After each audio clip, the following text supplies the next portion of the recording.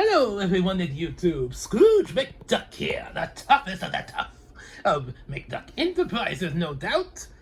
Here to show you the Zords that make up the Power Rangers Megazord for this Mighty Morphin Power Ranger Megazord review. As you can see, we have all the 5 individual Zords here. You got the Saber-Toothed Tiger, the Triceratops, the Tyrannosaurus, of course, the Pterodactyl, and of course the Mastodon.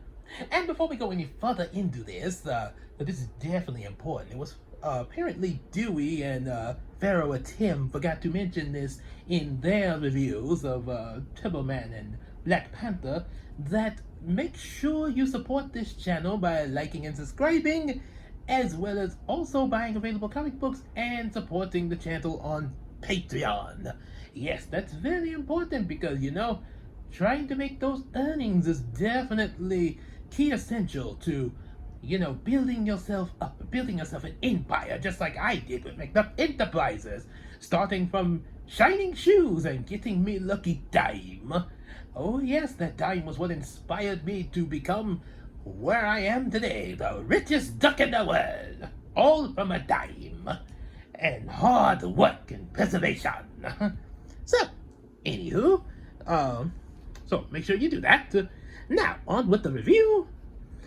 As you can see, the Saber-Toothed Tiger has some pretty good movement, and especially due to the transformation that you will see when we get ready to combine all these into the Megazord, as well as his tail cannon that in the show would fire some pretty good lasers, I might add. The tusks are a very good job there. They can move. They can even move back this way for some reason. Well, but quite a bit of movement there. So, now you have the Triceratops. Kind of a blick, but understandable because again, they have to combine. But he can move his head a little bit there. That's pretty much it. And also, he has a bit of a tail cannon as well, much like the Saber-Toothed Tiger did.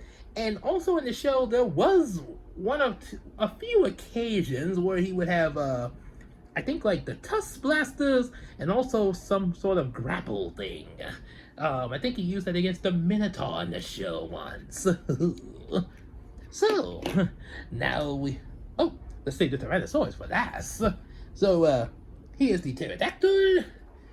Pterodactyl has quite a bit of a hollow from this side, again, mostly due to the transformation and building up a Megazord. But of course, other than that, really good head movement. You can get this kind of action out of it. And you can even flap his wings a little bit.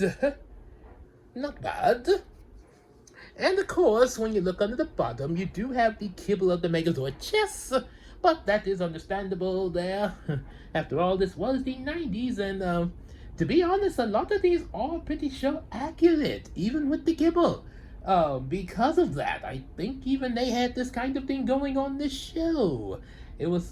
Which really, one of the things that really stands out about the show, it really captivates, like if a child was playing with these, sort of like Dewey. You know, if he was playing with these right now, his imagination would pretty much be whenever the show shows these Zords. Which is really impressive, by the way. Especially with the effects they had. And then, of course, you have the Mastodon. Another brick, but a really cool brick. As you can see, the little bit of movement he has, kind of, sorta. You can raise him up just a little bit. Sort of do that stomping action he once did in the show. He sort of raised up and boom. And then, of course, you have his tusk here. Not really much in the way of head movement though, because of the attachment here. But other than that, not bad at all. There's a little bit of kibble of the Megazord fist, but that's quite alright. No big deal. And of course, the Tyrannosaurus, who pretty much makes up the bulk force of the Megazord, quite obviously. He can open his mouth, pretty much like that. Pretty much. And he can raise his arms just a little bit there. And also his legs as well. They can move. Might they have this little thing. That's what you attach the Megazord legs. Some of the other Zords to make up the Megazord legs to these little ports here. So yeah, those kind of come out whenever you bend the legs. Also, he can move his tail a little bit there, just like so. And you hear something rattling in there. That's because when you I actually now this is not in the instructions as far as I know. Didn't really, to be honest, I didn't really look at the instructions for changing this thing. I just figured it out from watching the show so much.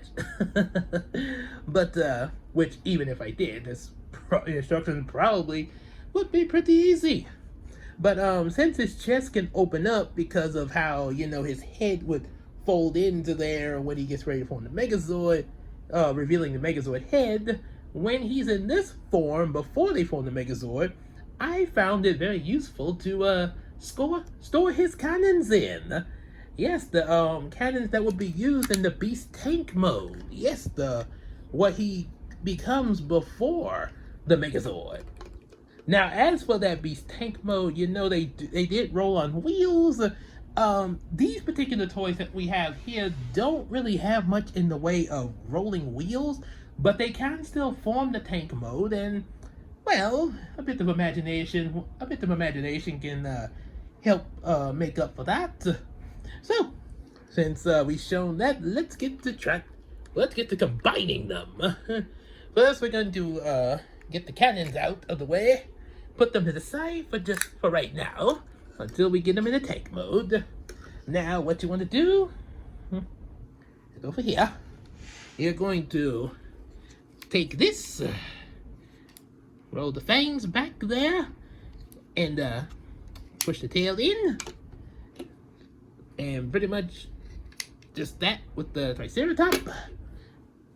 And now let's move these to the side just for a second there. And we're going to have the Tyrannosaurus fold the legs up to reveal those ports, kind of raise the tail up just a little bit. And now we're going to prop them up like so. Now, I think they would be on like so. Probably doesn't matter which one you put them in, unless you want to be completely show accurate, which that would be understandable from a fan. Nothing wrong with that.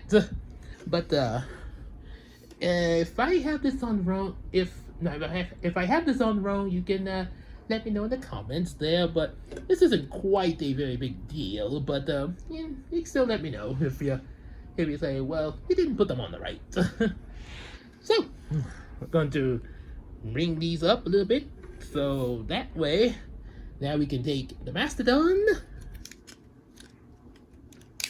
disengage the head, and now we're going to fold them all out. Got to try to keep him, let's see, I think it's okay, there we go. So yeah, I think you want to try to keep him pretty much sort of like that. Okay, sorry, I didn't have it on the camera. Okay, so we got, now we have to take him, bring his arms like this, and you're gonna keep the feet on there. Probably should keep that on even in the Megazord mode. And they're going to attach to these little tabs here. Let's see, get that hooked in there. Yep, and now you got that part. And now you're going to take this little hook out, like so. It can also be used to put in the Megazord's hand like a shield, because there were a few times when he had the Mastodon head shield, but not too much in Power Rangers, but he did do that in the Super Sentai. Yeah, so you're gonna put like so, right in there. Now you have the Mastodon head resting up like this. position the other head, and now all thing we need is, two other things we need. The cannons, of course, attach right into the mastodon feet, like that. That way you have the beast tank cannons, and then you have the pterodactyl just kind of fly there, and well, actually you can leave the arms out now. And this is where I think the mastodon feet is kind of important. It's not a very secure thing, but let me take it off camera for a second there, because there's a little hole in the feet of the mastodon that you have to latch the pterodactyl in there. Yep. Again, like I say, it's not exactly the most secure one there, but now it's trying to come off. Okay. Okay, let me bring it back on the camera. Okay. So, let's see, maybe, maybe there might be a way, if you, okay, I do have it on right, though. Okay, let's see, I have a better idea. Okay, there's supposed to be these really small holes that you latch the pterodactyl in, but they aren't always guaranteed to stay on. So, okay, you can get it on a little bit. And it just sort of sits there during the tank mode. Not much, but it would be like that in the show. You know, they get to driving around and fire at the monsters, get off some shots and stuff. Oh, fire at the enemy again! Blast the bagpipes! Well, they didn't exactly say that, but they probably would in the Scottish version. So, yeah, you kind of have that going there. Bring the head down. You can, kind of hold the pterodactyl head up with the Tyrannosaurus tail a little bit there. So that's pretty much what you would get for the tank mode there. So, not exactly the best, but there you go. And now on to the piece of resistance. Okay, so now we're going to remove that off. You can keep the legs in if you like. Matter of fact, go on and fold the tail up. And then remove the mastodon head, because in the show it would just sort of disappear. Sort of like Optimus Prime's trailer. I guess Power Rangers must have the interdimensional pockets like Transformers. Interesting fact. So, as done in the show, he would say, Megazord sequence has been initiated. And then begin to transform. Rolling the fist out there, just like in the show. And then he'd rise up. Let's go on and raise these heads up to get them out the way. Like so. And then just have him raise the camera up a little bit. And of course the arms would come down there. Then of course you'd have the pterodactyl fly in. And of course you open this up. Tyrannosaurus head will go down. Oh my goodness!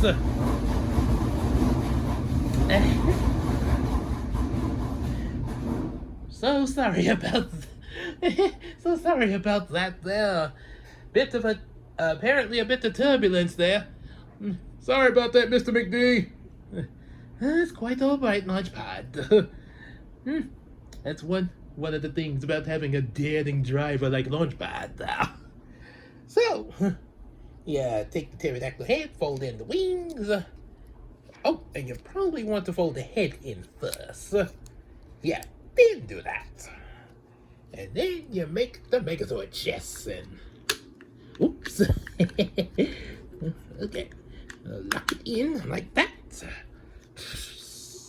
And then, of course, bring these little things to form its head. Megazord activated. And there you have it. The Mighty Morphin Power Rangers Megazord. Or, when the show first started, they just called it the Megazord, because they didn't really know how far this type of franchise was going to go at first. So, yeah, it was kind of simple when they started off, and then they added more to the series as they just kept going, you know? That's one thing. It sort of was a trial and error, sort of like the MCU when they started off with Iron Man. I am Iron Man, and I am Scrooge McDuck. So the Megazord's articulation is pretty well. He does have good arm movement, as you can see. Can bend the arms and everything. Even move them to the side. Oops. You can't move the head to the side because of, well, you know, these little things that have to form the head. You actually can come back here and store the cannons on the Mastodon feet. And funny thing is, he actually has this, well, it looks a little different, but he does have this kind of backpack on him, even in the show. The feet and the cannons and everything, yeah, it usually be there. You'd think someone that's watched this show when it first came out would have noticed something like that, but, well, it's been a while, so, yeah, it was there. Even a piece of the Tyrannosaurus tail. And then, of course, you do have good leg movement. You can't really bend the knee because, well, the only knee bend you can get is going this way, which would reveal which would pull out the Tyrannosaurus feet, and you don't want to do that in this mode there. So pretty much just kick. Just give the bad guys a kick. So, now, of course, there is the Mastodon shield. You can plug into this hand right there. Looks good. And also the Power Sword in the other hand, of course. So now he has a sword and shield, just like a knight of old in the ancient battles. He's ready to take on the bad guys. So, yep, that's your So that's the Mighty Morphin Power Rangers Megazord. Definitely, if y'all are Power Ranger fans, definitely pick one of these bad boys up. The different Zords that form it, of course, so you can have one of your own. Definitely worth the price that you pay for it there. Definitely worth my money. And a pretty good investment, I might add. At least it's not the investment of the tickets from Fun Zone. I only got the mustache comb. Anyway, so yeah, definitely make sure you pick one up, or pick the Zords up, and so you can have one. And a little reminder, as I said earlier in the video, be sure to like, subscribe, and share with your friends, buy some comic books, and support us on Patreon. And we'll see you again for the next toy review later. Take care, everyone!